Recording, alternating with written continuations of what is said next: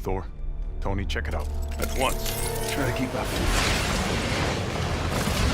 Hello and welcome. John and I are back from Gamescom, but we're still in a Gamescom mood. And one of the last games we saw before we left on Thursday was the Avengers, Marvel's Avengers from Square Enix. And to talk this, I'm joined by my colleague John. How are you doing there, John?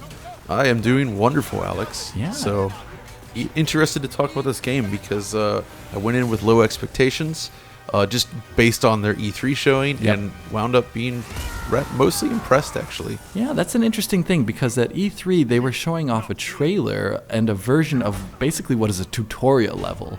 And that's what we ended up playing a bit, but when you get into the idea of what the actual gameplay will be in the full game, that's kind of what kind of piqued our interest, along with the rendering tech that we saw there. Yes. And that's kind of where we should really start. This is a further development of the engine that we saw actually in Rise of the Tomb Raider, so not Shadow of the Tomb Raider. This is a branched off fork from that engine since then, and Shadow went off in a different direction. That's right, since Crystal Dynamics was responsible for Rise of the Tomb Raider. Exactly. And I guess Eidos Montreal Yeah. was responsible for Shadow of the Tomb Raider, and they each kind of forked from there. So this is the latest iteration of this engine forked from Rise. Yeah, and there's like all those kind of hallmarks that we saw in Rise are kind of amped up to a new level in this that was very obvious in the demo itself. Like, you started off, if I recall, since you were playing this, and you were playing it on PC. So we should probably note the footage available here that we can share alongside this video is not PC footage. No. This seems to be PS4 Pro, probably. Yeah. Which we also saw briefly, so we can talk about that. But yes, I played the game on the PC. Alex stood very closely behind me so we could both observe and discuss the game as we played. And there's no doubt about it, the PC version is looking phenomenal. Yeah, I mean, the thing is, it looked so smooth when we loaded it up. I thought we were looking at actually high frame rate footage because it was like with that 60 FPS along with the really smooth per object motion blur that the game used that I commented on in my E3 trailer commentary. It just looked incredibly smooth, and that's something that I think I wasn't necessarily expecting because it looked to also be running at 4K and was already 60 FPS in this development stage, which was really good. That's right. But beyond the smoothness itself, right as you were dropped in, one of the key things that I noticed was kind of like the dynamic lighting and just how much the world was changing and how often the camera was flipping around while all these dynamic events were occurring. So yeah, that was actually one of the most impressive parts of this demo. So during this tutorial section, I think you play as a total of 5 characters. Yeah, right. And it's this massive scene. So it's in and around sort of the San Francisco Bay Area by the Golden Gate Bridge. There's the Avengers ship up there in the air. And the game is able to jump seamlessly between all these different areas and these different characters. And it does so with such cinematic flair that it's just like, it was impressive. Yeah, there was one moment where it went from the bridge to Captain America within the beat of one frame without actually seeing, like, usually when you transport a camera all the way across the map into another area, usually there's like a tiny bit of like stutter or like something doesn't load right, and it was just pitch perfect. Absolutely. At least on the PCs we were playing on. Which were probably very beefy. But really impressive. And then just in general, a lot of the stuff that we saw in Rise of the Tomb Raider is kind of back but enhanced. So, I mean, it's got these beautiful particle system with sort of lit particles. We saw some Froxel fog in there. Yeah, that seems, I think, is something like a back-ported version maybe from Shadow of the Tomb Raider or something like that. That's what I'm guessing. That's what I'm guessing. It looked a lot like what we saw in Shadow. Yeah. So Rise of the Tomb Raider really, I guess even the original Tomb Raider reboot, they both kind of pushed these sort of somewhat linear sort of events where lots of stuff happens and they're sort of manipulating the scene. Yeah. Things are exploding, destruction is happening, and you have to react and move through it. Mm-hmm. And they kind of use that here, but pushed into overdrive perhaps. It did remind me of that one scene from Quantum Break on the bridge. Yes. If you recall that. Where everything's kind of just dynamically kind of crumbling in on itself. But while we were playing it on PC, it was doing all this while you're moving around in it without the frame rate tanking, at least on PC.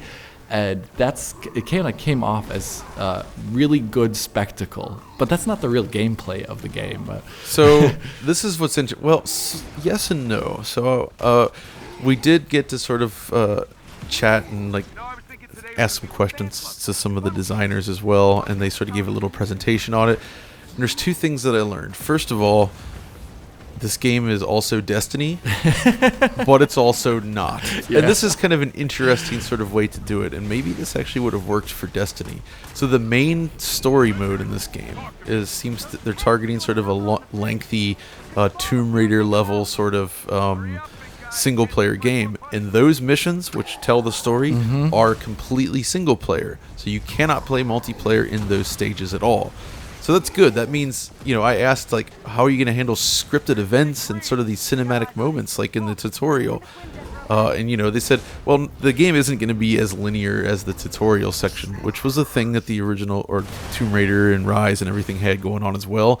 But we are going to be able to do these cinematic moments because it's single player. Yeah. But then there's a ton of multiplayer missions as well. And this is basically where it seems to turn into Destiny, and they're focusing on stats and character creation and items and costumes and huge high-level bosses and stuff. So it's this weird mix where it almost seems like two different games in a way, but we'll have to see it. I think that's what it sounds like too, especially when you consider the fact that the single-player missions are all played from the perspective, I believe, of one character. You take on the role of one character, one of the Avengers, I think that's what they said. And so that means you'd have a character like the Hulk, and then you'd also have Black Widow, who is by comparison just kind of more a normal human who uses like standard, kicks and punches and ranged weaponry.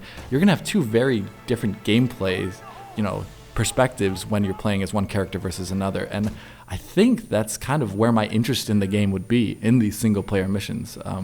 That sounded actually like the thing I was interested in when they were talking about it. But beyond this kind of cool gameplay dynamic, where the co-op gameplay is probably going to be decidedly different than the single player's, campaign missions, there was a lot of really good details. I know a lot of people have talked before this has come out about the character designs and not reflecting the faces and, voices we know from the Marvel Cinematic Universe. But the designs that they showed off, I still think, like, in terms of, like, material quality and facial animation in our demo, especially at 60 FPS, was, like, really astounding. I remember there was a moment when you walked past a car and you were playing as Thor, and the red light from the car's tail, lit up his chest piece, and it had this really awesome... Ooh, Thor's chest piece, man. Oh, yeah. Nothing like that Thor chest. And it had this like anisotropic material of brushed metal on his chest piece, and it just looked really, really good. And that's kind of detail that I think these characters deserve. They're iconic at this point in time, and if they don't look as good as the next AAA thing, people are going to not really be so interested. But I really think it's right up there with that kind of high AAA stuff that you expect. And a lot of the cutscenes, too, there's just like very subtle kind of facial animation that I was really impressed with. Even if I don't think they're even like full-on scans of people. I think these are actually kind of arted up faces, kind of in an Uncharted style. Yeah, that's kind of what I'm feeling as well. That's what I thought, too. And I thought it just looked really good. And another thing to praise beyond that was that this time the cinematic flair was not let down by a number of like problems that I think I've come to expect with this engine. Like, I would say in Rise and somewhat to a degree in Shadow before this, that the materials were good looking, but they didn't look correct always. I agree. Like, they had implemented a physically based pipeline in there, and they were using, PBR authored materials, but something about the way the light played off them, especially this sort of like indirect lighting, it never quite looked right. Especially in Rise. Yeah, that we talked about that before with like that kind of shimmery look it had. And this time it's not really there, and it all looks cohesive in terms of materials. And another thing was, and I think this is kind of maybe another backport from Shadow of the Tomb Raider, maybe not, but they're actually using like a competent temporal anti-aliasing this time around, which minus certain things like hair, which is always like a problem child in this kind of instance, everything looked really, really smooth in the PC version. And we keep saying the PC version. Yeah, for a good reason. Which is, of course, being worked on by Nix's. And there's a reason, as you say. We also looked at the PS4 Pro version, and it looks good. Yeah. It looks very good, in fact. But keep in mind, this is still like at least, a little less than a year out from release still. There's time for things to change, but in the build that was being shown, the frame rate is not very good, and it's missing the per-object motion blur during gameplay, and as a result, it just looks really choppy compared to what we saw on the PC. And when I say slowdown, I mean it basically seemed to drop to the 20 FPS range on a regular basis. That's what it looked like during any of the large combat sequences. But again, it's one of those things where we can't pass judgment too harshly on pre-release software because it's just not done yet. Yeah, it's not done yet. And given the fact that I'm pretty sure what they released at E3 was their expected look for what the PS4 Pro would be, which had per-object motion blur on in gameplay and ran. There was not obviously a frame drop in that footage. And given their kind of history before on the PS4 Pro of trying to target and hit 30 FPS, I think that's very much so a doable thing. Yeah, I agree. And one thing I'm also curious about, and I'm pretty sure they may end up doing it because they have a history of this, is kind of having a low-resolution, high-frame-rate unlocked mode. And maybe a low-resolution, high-detail mode as well. Yeah, like something like that, kind of pushing it up to look more like the PC settings, which when we saw them, they were, really gorgeous looking. Actually, I think just looking at the monitor, it does seem like the Pro version was running with a 4K checkerboard solution. Yeah. Much like Rise of the Tomb Raider's high-res mode on the Pro. So it was very, very sharp, but obviously the performance isn't there yet. Yeah, and I think that'll just come with time in the development. Probably like all the alpha effects are completely unoptimized right now and things like that. It's just a big game. And also probably one of the harder to run levels in terms of like visual things. If it's just like a normal, more slower paced mission, maybe it does actually run better already, even in this state right now. But that's obviously speculation. But beyond that, I don't think there's really much to say at this kind of point in time in the development. We came away, I think, really impressed from it from a visual perspective and very curious from a gameplay one because we didn't really expect it to take on this kind of semi-Destiny, semi-single-player campaign thing that they're going for, and I would be really curious to see more how it plays in the future. Yeah, absolutely, and I am admittedly kind of curious about the single-player story mode. These guys have always done really cool cinematic-style games, very Naughty Dog in a way, if you will. Yeah. They're kind of competing on that level, perhaps. Whether they get there, it's up for debate, but I really enjoyed Rise of the Tomb Raider. And some of the stuff they were saying about what they're doing with the characters is really interesting, where it's like, essentially after this tutorial, they all view themselves as having failed.